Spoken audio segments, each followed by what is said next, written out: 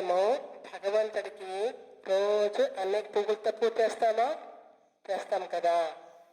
ఆ పూజలు మన యొక్క భక్తికి నిదర్శనం. కానీ భగవంతుడి కంట ఇంకో 8 రకాల పువ్వులు కావాలంట. ఆ పువ్వులు అంటే చూద్దాము ఒకసారి మనము. నేను చెప్తాను, నా వెనక్కి మీరు చెప్పండి. అహింస ప్రథమ పుష్పం,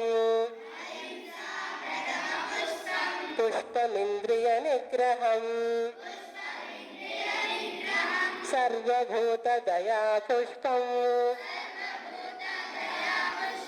క్షమా పుష్పం తదైవ చ, శాంతి పుష్పం తపః పుష్పం,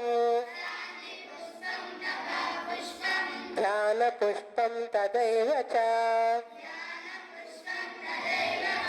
సత్యమష్టమ పుష్పం, విష్ణు ప్రీతికరం భవేత్.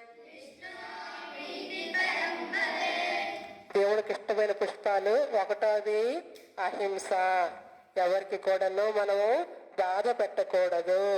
రెండవది ఇంద్రియ నిగ్రహం, మనకి ఉన్న సెన్సెస్ ని కంట్రోల్లో ఉంచుకోవాలి.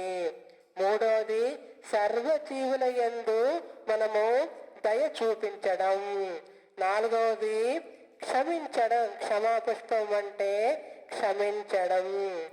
ఐదవది శాంతి పుష్పం, ఎప్పుడు కూడాను శాంత స్వభావంతో ఉండాలి. ఆరోది తప పుష్పం, తపస్సు అంటే ధ్యానము, మనకి నచ్చిన భగవంతుణ్ణి తలుచుకొని మౌనంగా కూర్చోవడము.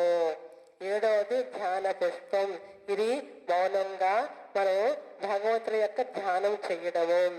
ఎనిమిదవది సత్యం, ఎప్పుడు అబద్ధాలు చెప్పకుండా సత్యాన్ని పలికినట్లయితే భగవంతుడికి మనము చాలా దగ్గర అవుతాము.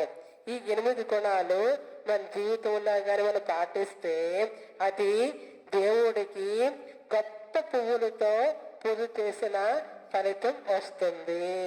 అర్థమైంది కదా? సాయిరామ్.